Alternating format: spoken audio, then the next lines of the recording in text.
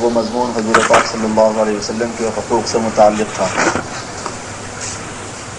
درمیان میں کچھ بات سفر کے مہینے سے متعلق آ گئی تھی اور کچھ بات مشتری سے ٹکرانے والے سیارے کے بارے میں آ گئی تھی تازہ خبر کے اعتبار سے۔ اصل مضمون جو چل رہا تھا وہ یہ تھا کہ اللہ تبارک و تعالیٰ نے اپنے فضل سے ہمیں حضور پاک صلی اللہ علیہ وسلم کا امتی بنایا۔ حضور صلی اللہ علیہ وسلم کو اللہ تعالیٰ نے پوری مخلوق میں افضل بنایا، سب سے برگزیدہ بنایا، عام انسانوں ہی کا سردار نہیں بلکہ انبیاء کا بھی سردار بنایا، اور انبیاء پوری مخلوق میں سب سے افضل ترین گروہ ہوتا ہے، حتیٰ کہ فرشتوں سے بھی۔ فرشتوں کا مرتبہ بھی انبیاء کے بعد کا ہوتا ہے۔ تو اللہ تعالیٰ نے پوری کائنات میں انسان کو اور انسانوں میں انبیاء کو اور انبیاء میں امام الانبیاء علی صاحبہ التحیۃ والتسلیم کو چنا اور آپ کو برگزیدہ بنایا، اور اپنے کرم سے ہم کو ان کی امت میں بنایا۔ یہ بہت بڑا اعزاز ہے۔ آپ چونکہ سب سے برگزیدہ سب سے محبوب نبی ہیں، اس لیے یہ امت بھی اللہ تبارک و تعالیٰ کو سب سے محبوب امت ہے۔ آپ کے چونکہ اللہ تعالیٰ کے پاس تقربات ہیں بہت زیادہ، تو اس لیے اس امت کے لیے بھی نوازشات اللہ تبارک و تعالیٰ کے یہاں بہت ہیں۔ آپ کا مرتبہ اللہ نے بڑا بنایا تو ذمہ داری بھی آپ پر بڑی دی، کام بھی آپ پہ بڑا لگایا، بوجھ بھی آپ پہ بہت ڈالا، تکلیفیں بھی آپ کو بہت پہنچنے دی، کیونکہ ہر چیز اللہ کے حکم سے ہوتی ہے۔ مشرکین نے اگر حضور کو ستایا تو یہ مطلب نہیں کہ اللہ نے نہیں چاہا تھا، حضور نے بھی چاہا تھا، اللہ نے بھی چاہا تھا۔ اب اس سے آگے ہم راز کو نہیں سمجھ پاتے، مگر یہ کہ جو ہوا وہ اللہ کے حکم سے ہوا۔ تو جتنا کچھ اذیتیں آپ کو پہنچی وہ اللہ تو نہیں چاہتے تھے مگر پہنچ گئی، ایسا نہیں ہوا۔ دنیا میں کبھی ایسا نہیں ہو سکتا کہ کوئی کام اللہ نہ چاہے اور وہ ہو جائے، اس لیے بوجھ بھی آپ پر ڈالا۔ انا سنلقی علیک قولا ثقیلا، آپ رات میں ہمارے لیے خاص طور پر نماز پڑھیے، اے نبی صلی اللہ علیہ وسلم، ہم آپ پہ بہت بوجھ ڈالنے والے ہیں، اس لیے آپ ہمارے سامنے رات میں نماز پڑھیے۔ ان لک فی النہار سبحا طویلا، اس لیے کہ آپ کو دن میں بہت زیادہ تیرنا ہے۔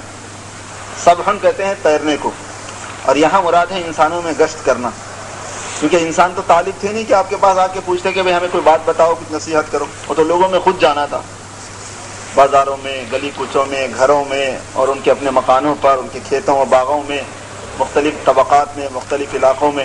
ان لک فی النہار سبحا طویلا، تو چونکہ آپ پڑھے تو اس لیے آپ کا کام بڑا، آپ کی ذمہ داری بڑی، آپ پر بوجھ بڑا، آپ پر تکلیف بڑی آئی۔ اوذیت فی اللہ ما لم یؤذ احد واخفت فی اللہ ما لم یخف احد، مجھے اللہ کی راہ میں جو تکلیف دی گئی ایسی کہ کسی کو نہیں تکلیف دی گئی، اور مجھے اللہ کے لیے ایسا ڈرایا گیا کہ کسی کو اتنا نہیں ڈرایا گیا۔ یہ خود حضور پاک صلی اللہ علیہ وسلم کا ارشاد ہے۔ اس لیے اس امت کے لیے بھی یہ بات ہے کہ اس امت کے لیے بھی وہی شرافتیں ہیں حضور کی نسبت سے، جو حضور کی ہیں بالکل وہ نہیں، بلکہ جیسے حضور پاک صلی اللہ علیہ وسلم کو ایک امتیاز اور خصوصیت ہے پوری مخلوق میں، اس لیے اس امت کو دوسری امتوں کے مقابلے میں ایک امتیاز ہے، اور اس کو انعامات بھی زیادہ ملیں گے۔ دوسرے زیادہ کر کے اتنا نہیں پائیں گے، یہ امت تھوڑا کر کے جو پالے گی، یہ حضور کی برکت سے۔ دوسروں نے بڑی محنتیں کی، بڑی قربانیاں دی، وہ کام وہ ثواب بعد میں پائیں گے، اور انہوں نے تھوڑا کیا ہے اور آخر میں کر کے جلدی چلے جائیں گے اور سب سے پہلے جنت میں جائیں گے۔ تم سب سے آخری امت ہو دنیا میں بھیجے جانے کے اعتبار سے، اور تم سب سے پہلی امت ہو جنت میں داخل ہونے کے اعتبار سے۔ اللہ تعالیٰ کا معاملہ ہے، اللہ جس کے ساتھ چاہے جو معاملہ کرے۔ پہلے لوگوں کو ہزار سال دیے تو وہ زیادہ ان پہ آرام نہیں تھا، مصیبت تھی کہ 1000 سال عبادت کرنے کی ذمہ داری تھی۔ بعد والوں کو 60-70 سال دیے کہ تم 60-70 سال کرو، کام ہو جائے۔ وہ قصہ مشہور ہے، قوم عاد، بنی اسرائیل پرانے یعنی پہلی قوموں میں سے کسی قوم میں ایک عابدہ اور زاہدہ عورت تھی، اس کے بچے کا انتقال ہو گیا تو وہ رونے لگی۔ تو لوگوں نے اس سے پوچھا کہ تیرے بچے کی عمر کیا تھی جس کی وجہ سے تو رو رہی؟ کہنے لگے 300 سال کا تو کل تھا، کل 300 سال کا تھا، اس لیے مجھے بڑا افسوس ہے کہ اس نے زندگی کا کچھ مزہ نہیں دیکھا اور زندگی نہیں دیکھی اور مر گیا۔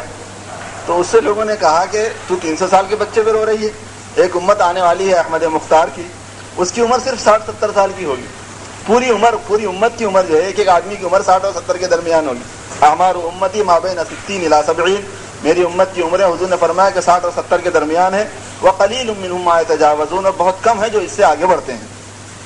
تو اس عورت نے کہا کہ صرف 60 سال؟ انہوں نے کہا ہاں صرف 60 سال۔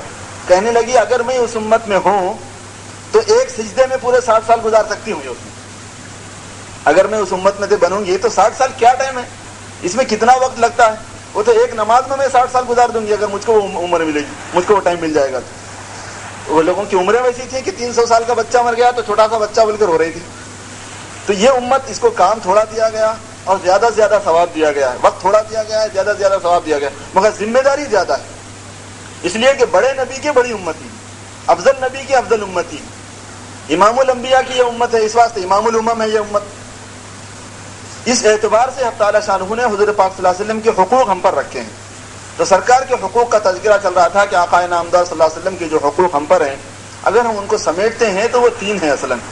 ایک تو یہ ہے کہ ان کی عظمت کی جائے، جتنی زیادہ عظمت ان کی دل میں ہمارے آئے گی اتنی زیادہ ان کی بات کا ماننا بھی آسان ہوگا اور اتنا ان کا حق ادا کرنا آسان ہوگا، اور یہ حقوق میں سے ہے کہ ان کی تعظیم دل میں ہو۔ اور دوسری بات یہ ہے کہ ان سے محبت کی جائے، اور جتنی زیادہ محبت ہوگی اتنا زیادہ حق ادا کرنا آسان ہوگا، اور یہ اپنی جگہ پر مستقل حق ہے کہ سب سے زیادہ ان سے محبت کی جائے۔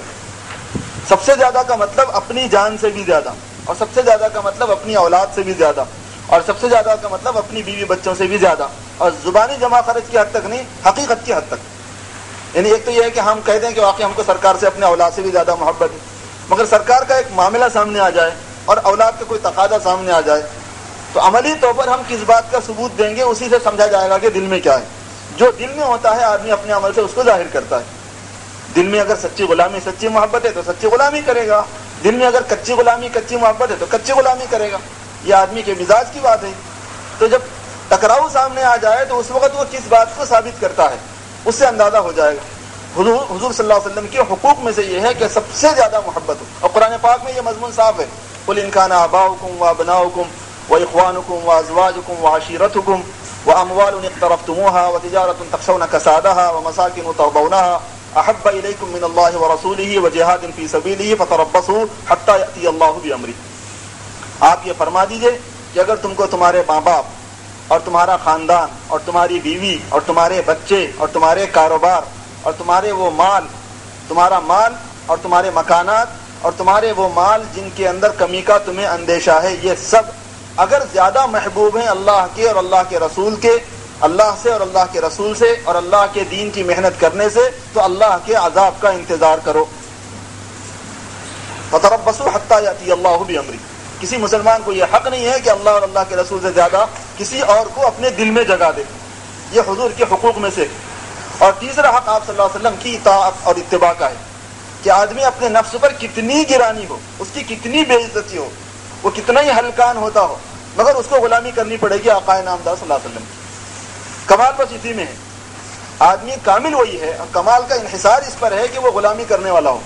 ہمارا جو شرف ہے وہ غلامی سے، آزادی سے نہیں، وہ پابندی سے ہے، وہ حریت سے نہیں، وہ منمانی کرنے سے نہیں ہے، بلکہ ان کی مرضی کے موافق کرنے سے۔ کتنا ہی نفس پہ گرانی ہو، کتنا ہی موٹا آرا چلانا پڑے، اور کتنے ہی لوگ بے عزت کریں، اور کتنے ہی لوگ ہنسیں، اور کتنا ہی جان کا نقصان ہو، اور کتنا ہی مال کا نقصان ہو، کتنا ہی کاروبار کا نقصان، اس سے کسی سے کوئی بحث نہیں ہے۔ تمہاری آزمائش اس میں ہے کہ تم اپنے نبی کی غلامی کر کے بتاؤ بس۔